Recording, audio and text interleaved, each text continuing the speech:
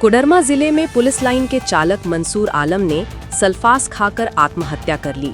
मरने से पहले बनाए वीडियो में उसने जयनगर और डोमचांच थाना प्रभारियों समेत 4 पुलिस अधिकारियों पर झूठा केस लगाकर सस्पेंड कराने और लगातार प्रताड़ित करने का आरोप लगाया। वीडियो में मंसूर ने कहा कि इन लोगों ने मिलकर उसे बहुत परेशान किया और अब वो अपनी जिंदगी खत्म कर रहा है। उसने ये भी कहा कि उसकी मौत के बाद परिवार की जिम्मेदारी इन्हीं पर होगी। पुलिस ने मामला दर्ज कर जांच शुरू कर दी है।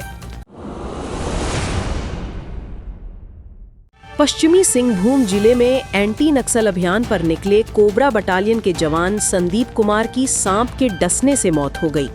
बुधवार को छोटा नागरा थाना क्षेत्र के नोरधा जंगल में गश्त के दौरान उन्हें सांप ने काट लिया।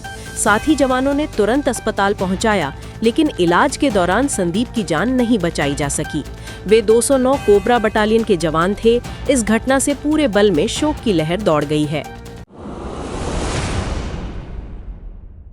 सिमडेगा जिले के तुमदेगी पल्ली के एक चर्च में 12 नकाबपोश बदमाशों ने धावा बोलकर लाखों रुपए लूट लिए।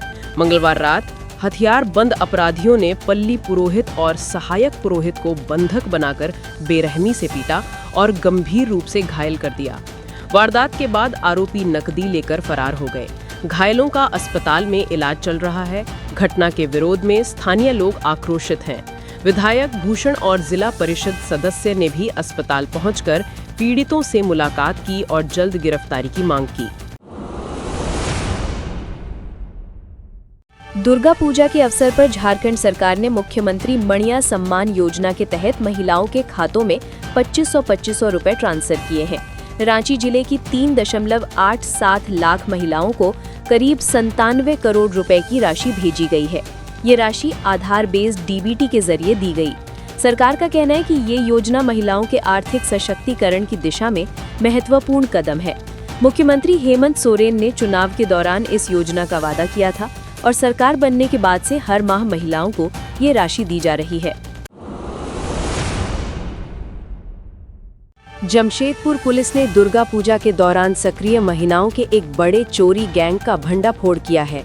बिष्टुपुर थाना पुलिस ने हुगली, पश्चिम बंगाल से आई 26 महिलाओं को पकड़ा, जो भीड़ में पर्स, चेन और मोबाइल चोरी करती थीं।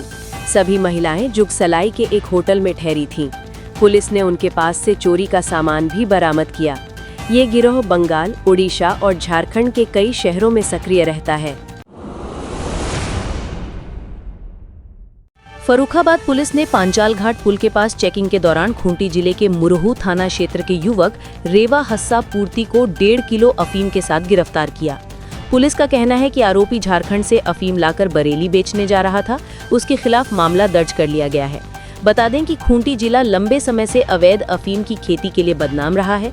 पुलिस लगातार अभियान चला रही है, बावजूद इसके तस्करी पूरी तरह थमी नहीं है। पलामू जिले से कथित रूप से चोरी हुई हथनी को बिहार के छपरा से बरामद कर लिया गया। जांच में सामने आया कि हथनी चोरी नहीं हुई थी, बल्कि 4 साझेदारों के बीच विवाद था। 3 ने मिलकर चौथे को धोखा देते हुए हथनी को 27 लाख में बेच दिया, जबकि खरीद 40 लाख में हुई थी। हथनी को पैदल पलामू से गोपालगंज ले जाकर ट्रक से छपरा पहुंचाया गया था। फिलहाल हथनी को जिम्मेदारी पर वहीं रखा गया है। पुलिस ने सभी पक्षों को पूछताछ के लिए नोटिस भेजा है। धनबाद में कई बुजुर्ग अपने परिवार के होते हुए भी बेसहारा होकर वृद्धाश्रम में जिंदगी बिता रहे हैं। 86 साल की सावित्री देवी के 5 बेटे हैं, लेकिन सबने उन्हें छोड़ दिया।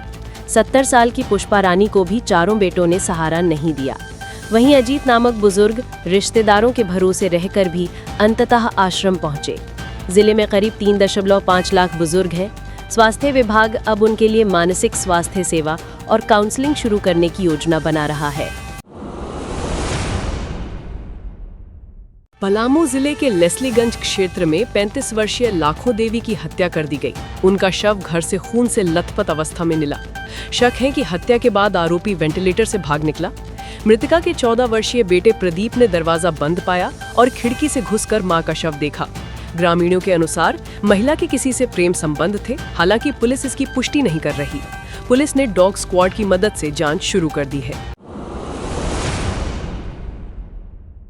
चाईबासा में झामुमो प्रवक्ता बुधराम लागुरी ने आरोप लगाया कि भाजपा सारंडा जंगल को अडानी को सौंपने की साजिश कर रही है। उन्होंने कहा कि भाजपा आदिवासियों को खदेड़ कर खनिज उत्खनन का रास्ता साफ करना चाहती है। राज्य सरकार ने अदालत के निर्देश पर मंत्री समूह बनाकर जन सुनवाई शुरू की है। झामुमो ने कहा कि सरकार सारंडा को बचाने और आदिवासियों के अधिकारों की रक्षा के लिए प्रतिबद्ध है। वहीं भाजपा नेताओं पर जनता को गुमराह करने का आरोप लगाया गया। रांची के नगड़ी थाना क्षेत्र के एवेन्यू रिजॉर्ट में देर रात पार्टी के दौरान हर्ष फायरिंग और मारपीट हुई। अचानक गोलियां चलने से अफरा तफरी मच गई और लोग दहशत में भागने लगे। सूचना पर पुलिस मौके पर पहुंची और 4 लोगों को हिरासत में ले लिया। इनमें इलाके का चर्चित नाम बजरंग महतो भी शामिल है, जिसका परिवार राजनीतिक रूप से सक्रिय रहा है। प्रत्यक्षदर्शियों ने बताया कि कुछ युवक नशे में पिस्तौल लहराते हुए हवा में फायरिंग करने लगे थे। फिलहाल पुलिस आरोपियों से पूछताछ कर रही है और अन्य लोगों की तलाश जारी है। दुमका जिले के शिकारीपाड़ा में पत्थर खदान मालिक से 50 लाख की रंगदारी मांगने का मामला सुलझ गया। 23 सितंबर को अज्ञात अपराधियों ने मालिक को जान से मारने की धमकी देते हुए पैसे की मांग की थी। शिकायत पर एसपी ने विशेष टीम बनाई और छापेमारी कर 3 आरोपियों को गिरफ्तार किया। इनके पास से 3 मोबाइल फोन बरामद किए गए हैं। पूछताछ में आरोपियों ने रंगदारी मांगने की बात स्वीकार की। पुलिस का कहना है कि खदान कारोबारियों की सुरक्षा सर्वोच्च प्राथमिकता है और ऐसे मामलों में सख्त कार्रवाई होगी। जमशेदपुर पश्चिम की विधायक सरयू राय ने राज्य सरकार पर सारंडा वन क्षेत्र को अभयारण्य घोषित करने में टालमटोल का आरोप लगाया। उन्होंने कहा कि सुप्रीम कोर्ट ने 7 अक्टूबर तक अभयारण्य घोषित करने का आदेश दिया है, वरना मुख्य सचिव जेल जाने के लिए तैयार रहें। राय ने याद दिलाया कि बिहार सरकार ने 1969 में ही सारंडा को गेम सैंक्चुरी घोषित किया था, लेकिन झारखंड सरकार बार बार वादा तोड़ रही है। उन्होंने कहा कि सारंडा में खनन का इतिहास पुराना है और यहां निजी कंपनियों को खूब लीज दी गई। राय का आरोप है कि खनन माफिया और राजनीतिक दबाव की वजह से सरकार इस फैसले से बच रही है। झामुमो महासचिव विनोद पांडे ने भाजपा पर हमला बोलते हुए कहा कि वो सारंडा मुद्दे पर झूठ फैलाकर जनता को गुमराह कर रही है। उन्होंने कहा कि सुप्रीम कोर्ट के आदेश का पालन करते हुए हेमंत सरकार ने मंत्री समूह का गठन कर दिया है और सामाजिक आर्थिक अध्ययन शुरू हो गया है। झामुमो नेता ने दावा किया कि भाजपा के शासन में ही अवैध खनन फला फूला और पर्यावरण को सबसे ज्यादा नुकसान पहुंचा।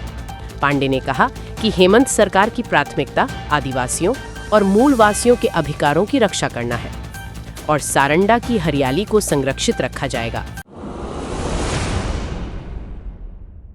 पलामू के हुसैनाबाद थाना क्षेत्र में सोमवार शाम बाइक और पिकअप की टक्कर में 25 वर्षीय मुकेश कुमार की मौत हो गई। हादसे के बाद आक्रोशित ग्रामीणों ने मंगलवार सुबह मुख्य सड़क जाम कर विरोध प्रदर्शन किया। 1 घंटे से ज्यादा देर तक यातायात बाधित रहा। मौके पर पहुंचे सीईओ पंकज कुमार ने मृतक के पिता को 20,000 रुपए की तत्काल सहायता दी और सभी सरकारी मुआवजे दिलाने का आश्वासन दिया। पुलिस ने स्थिति को नियंत्रित कर सड़क जाम खत्म कराया। हादसे से इलाके में शोक की लहर है।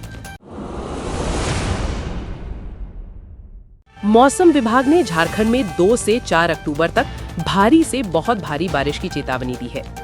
बंगाल की खाड़ी में बने लो प्रेशर के 3 अक्टूबर तक गहरे डिप्रेशन में बदलने और ओडिशा आंध्र तट पार करने की संभावना है।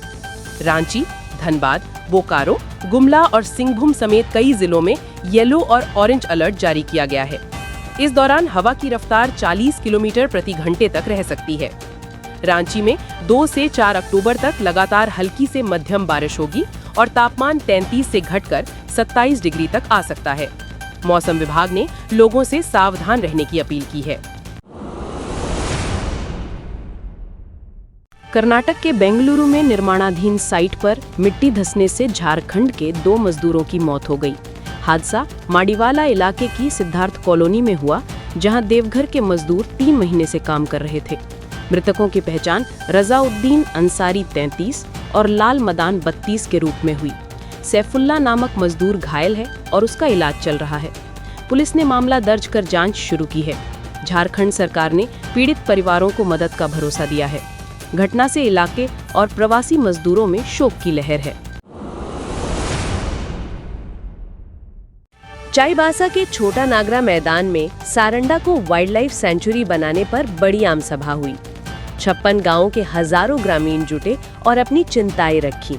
ग्रामीणों ने कहा कि सेंचुरी बनने से उनके वनोपज, जमीन और धार्मिक स्थलों पर असर नहीं पड़ना चाहिए। उन्होंने रोजगार की गारंटी और बंद खदानों को चालू करने की मांग भी रखी। विस्थापन का डर उनकी सबसे बड़ी चिंता रही। सभा में सांसद जुबा मांझी और स्थानीय विधायक मौजूद रहे। मंत्री राधाकृष्ण किशोर ने आश्वासन दिया कि जनता की राय को सर्वोपरि रखते हुए ही फैसला होगा। खुंटी पुलिस ने अड़की इलाके में बड़ी कार्रवाई करते हुए 50 बोरे में भरे 938 किलो डोडा जब्त किए। बरामद खेप की कीमत करीब 1.5 करोड़ रुपए बताई जा रही है। तस्कर सुखराम नाग को मौके से गिरफ्तार कर लिया गया। पुलिस ने बताया कि डोडा को दुर्गा पूजा की आड़ में बाहर ले जाने की तैयारी थी। आरोपी ने स्वीकार किया कि वो अपने मामा के साथ मिलकर डोडा और अफीम की तस्करी करता था। एसपी ने कहा कि जिले में अवैध अफीम कारोबार के खिलाफ अभियान लगातार जारी रहेगा। राजधानी रांची के नगड़ी थाना क्षेत्र में पुलिस सुरक्षा को चुनौती देते हुए जिला परिषद सदस्य के पति और उसके दोस्तों ने रिजॉर्ट में जमकर हर्ष फायरिंग की। मंगलवार देर रात हुई इस वारदात से दहशत फैल गई। नगड़ी पुलिस ने मौके पर पहुंचकर 4 लोगों को हिरासत में लिया और 3 लाइसेंसी हथियार जब्त किए। घटनास्थल से 3 खोखे बरामद किए गए, जबकि प्रत्यक्षदर्शियों का कहना है कि 1 दर्जन से ज्यादा फायरिंग हुई थी। पुलिस ने मामला दर्ज कर जांच शुरू कर दी है।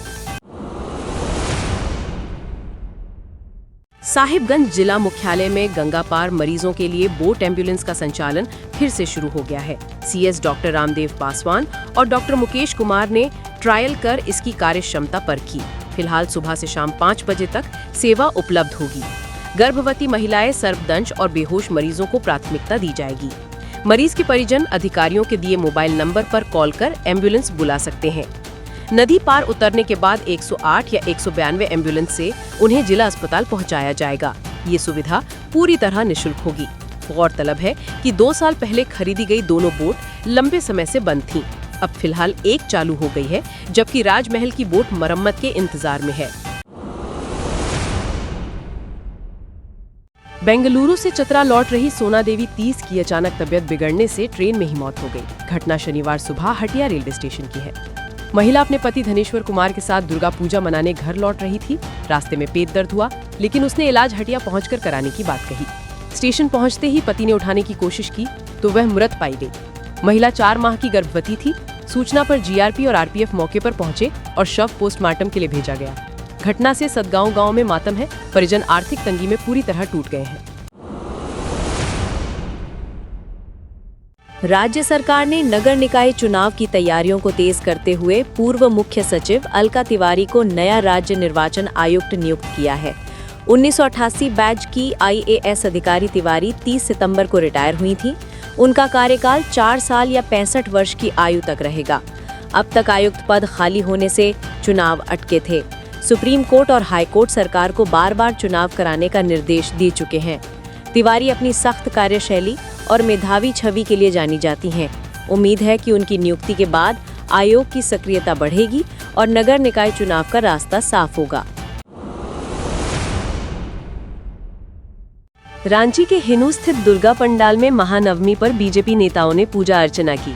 संगठन महामंत्री कर्मवीर सिंह, सांसद आदित्य साहू और प्रदीप वर्मा समेत बड़े नेता मां सिद्धिदात्री के दरबार पहुंचे।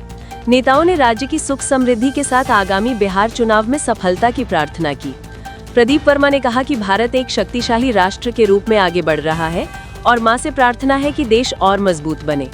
महानवमी पर हजारों भक्तों की भीड़ उमड़ी और माहौल भक्तिमय रहा। हजारीबाग के इचाक प्रखंड की बालूशाही मिठाई दुर्गा पूजा पर लोगों की पहली पसंद बनी हुई है। इस मिठाई का इतिहास पद्मा राजघराने से जुड़ा है, जहां से ये परंपरा बाहर आई और धीरे धीरे आम लोगों तक पहुंची। मैदा और चीनी से बनी ये मिठाई खास स्वाद और बनावट के लिए मशहूर है। दुर्गा पूजा पर इचाक मोड़ की दुकानों पर बालूशाही खरीदने वालों की भीड़ रहती है। स्थानीय लोगों का कहना है कि बालूशाही अब शहरों में भी बिकती है, लेकिन इचाक का स्वाद सबसे अलग है। नवरात्रि की नवमी पर पलामू के पूजा पंडालों में भारी भीड़ को देखते हुए एसपी रीश्मा रमेशन खुद देर रात सड़कों पर उतरी। उन्होंने कई पंडालों का निरीक्षण किया और विसर्जन स्थलों पर बैरिकेडिंग व गोताखोरों की तैनाती की स्थिति देखी।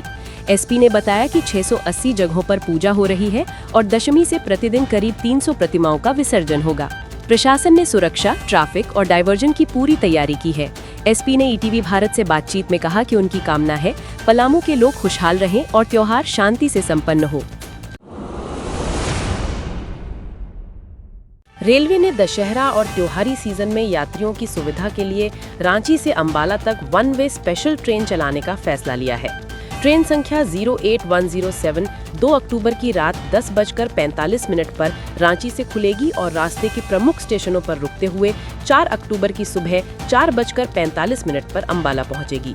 इस ट्रेन में 21 कोच होंगे, जिनमें 12 स्लीपर और एक एसी 3 टियर शामिल है।